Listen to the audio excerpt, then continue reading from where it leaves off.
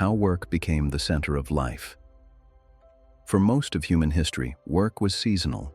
People worked when work was necessary and rested when it wasn't. There were intense periods of labor and long stretches of relative stillness. Work was physical, visible, and finite. You could see when it was done. Modern work is different. It has no clear beginning and no natural end. Emails replace sunsets. Notifications replace seasons. Deadlines replace daylight. And slowly, work stopped being something we do.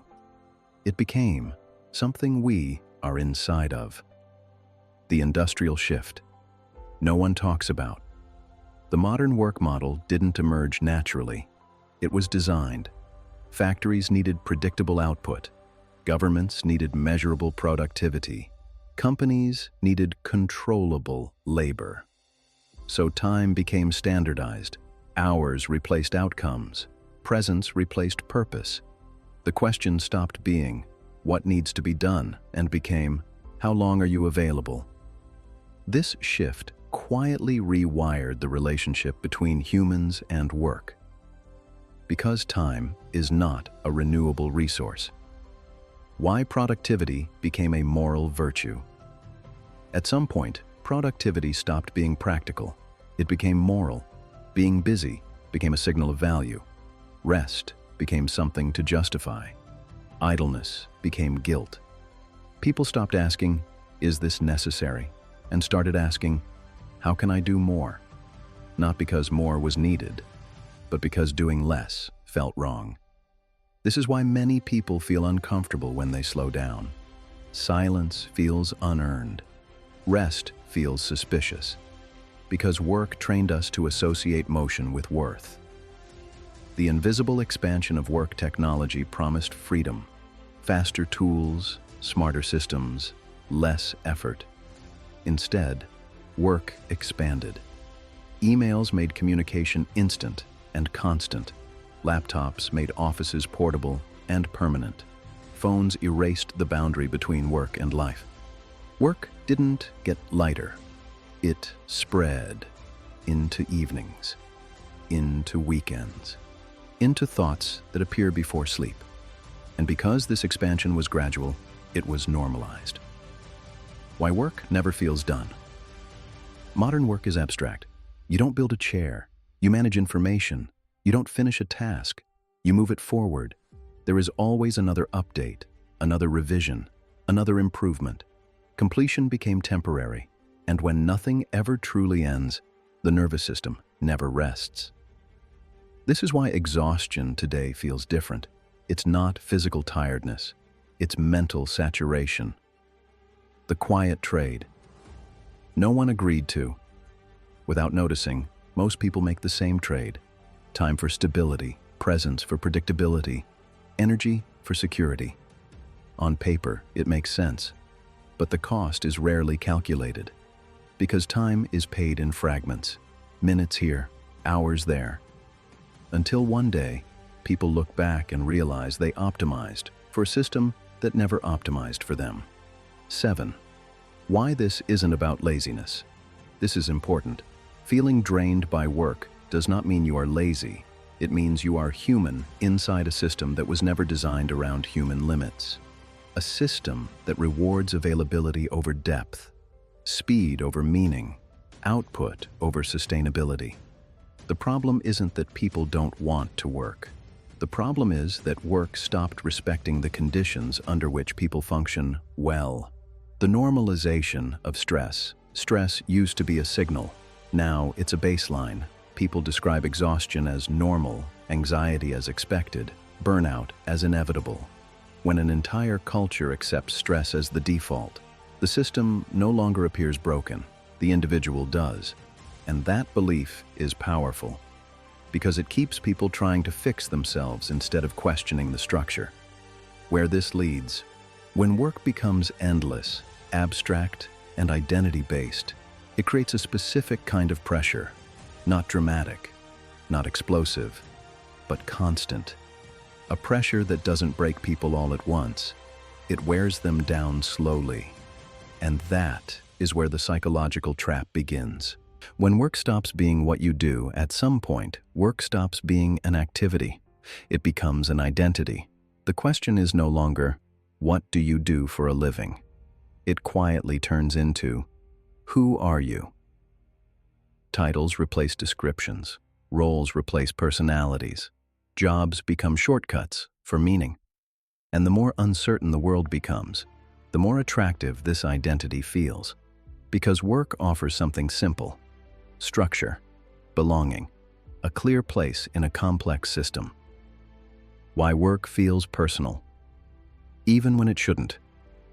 Once work is tied to identity, everything changes. Feedback no longer feels neutral. Criticism feels like a personal attack. Failure feels like exposure. People don't just defend their work, they defend themselves. This is why stress feels so intense in modern jobs. It's not just pressure to perform, it's pressure to prove worth. And worth is a dangerous thing to attach to output. The reward system that keeps people stuck. Modern work is built on delayed rewards. Work now, rest later.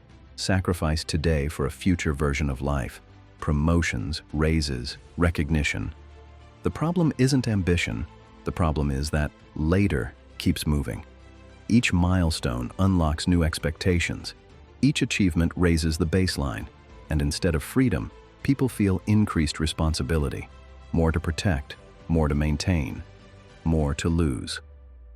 Busy as a status symbol. In many environments, being busy is admired. Long hours signal commitment. Constant availability signals importance. Exhaustion signals dedication. People rarely ask, "Is this sustainable?" They ask, "Can you handle it?" And slowly, exhaustion becomes proof of value. Rest becomes suspicious. Boundaries become negotiable. Saying no feels risky, not because it is always punished, but because it feels like opting out. The guilt of doing nothing. Even outside work, the pressure remains. Free time is filled with productivity. Hobbies are monetized. Rest is optimized. People feel uneasy doing nothing because nothing produces no evidence of value. The system doesn't just occupy hours, it occupies the mind. Silence becomes uncomfortable. Stillness feels undeserved. Because deep down, many people believe they must earn rest. Comparison. The invisible amplifier. Work pressure multiplies through comparison, not upward comparisons to the past, but sideways comparisons to others, co-workers, friends, strangers online. People compare progress, not context, results, not reality. Social media turns exceptional cases into expectations, and suddenly, normal feels insufficient. Not because it is, but because perception has shifted. Burnout without collapse. Most people imagine burnout as a breakdown, a dramatic moment, a clear end. But modern burnout is quieter. People keep functioning. They keep delivering. They keep showing up. But joy fades. Curiosity shrinks. Presence disappears.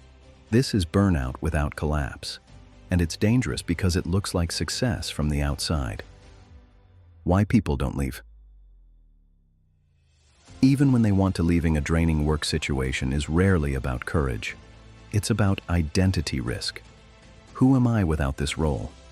What replaces the structure? What if stepping away means falling behind? Work provides answers, even if they are painful ones. And uncertainty feels worse than exhaustion. So people stay, not because they love the work, but because they fear the void without it. The internalization of the system. Eventually, people stop blaming work. They blame themselves. I should be more disciplined. I should be more grateful. I should be able to handle this.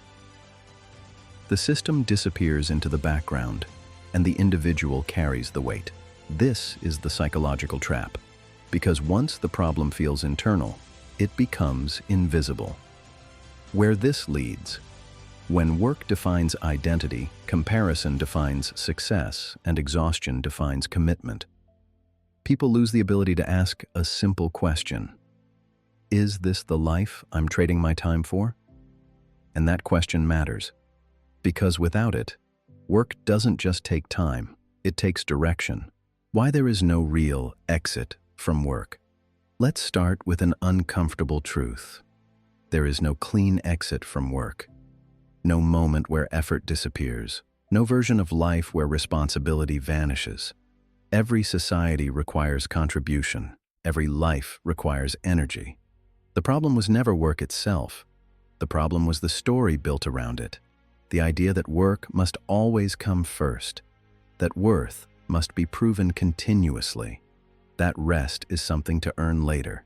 The real exit is not leaving work. It's leaving that story. Why work-life balance never worked for years? The solution was framed as balance, work on one side, life on the other. But balance assumes both sides are equal and separable.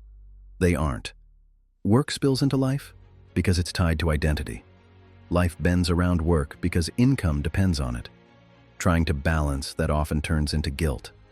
Guilt at work for not doing enough. Guilt at home for not being present. The issue isn't balance, it's ownership. Ownership of time, not perfection.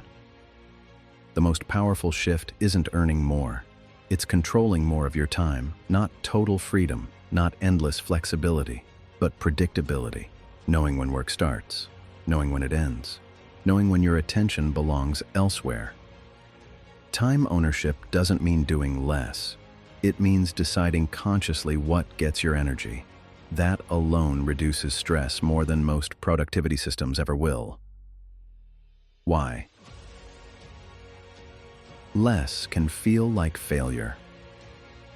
One of the hardest parts of stepping back is how it feels internally.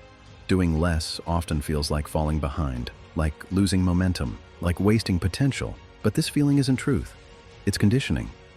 A system that rewards constant motion will make stillness feel dangerous, even when stillness is necessary. Learning to tolerate that discomfort is part of the exit. Redefining success. Quietly. Success doesn't need a dramatic redefinition. It doesn't require quitting jobs or burning bridges. Often, it's quieter than that. Success can mean fewer anxious thoughts about work, clearer boundaries, evenings that actually feel like evenings, weekends that don't feel borrowed. It's not about doing nothing. It's about doing what matters without everything else consuming you. Why the system doesn't teach this. This perspective is rarely encouraged, because systems function best when people are busy, striving, and uncertain. Clarity slows things down. Clarity creates boundaries. Clarity reduces overextension. And overextension is profitable. So the responsibility falls on the individual to step back mentally, even if nothing changes externally. That mental step alone creates distance. Work as a tool again. When work stops being identity, it becomes a tool again, a way to support life, not define it, a means, not a measure. This doesn't remove effort. It removes unnecessary suffering. You still work, you still contribute, but you stop asking work to give you meaning. And that changes how it feels. What this perspective gives you, not freedom in the dramatic sense, but stability, not endless motivation, but calm. You stop needing work to validate you. You stop measuring yourself constantly. You stop tying your worth to output. And in that space, something returns. Presence, energy, direction. The quiet conclusion. Work will always take time. The question is whether it also takes your identity, your attention, and your inner life. The real exit isn't quitting work. It's reclaiming what work was never meant to own. Your sense of self. If this perspective made sense to you, this channel explores many more ideas beneath the surface of modern life. This is Hidden Depths.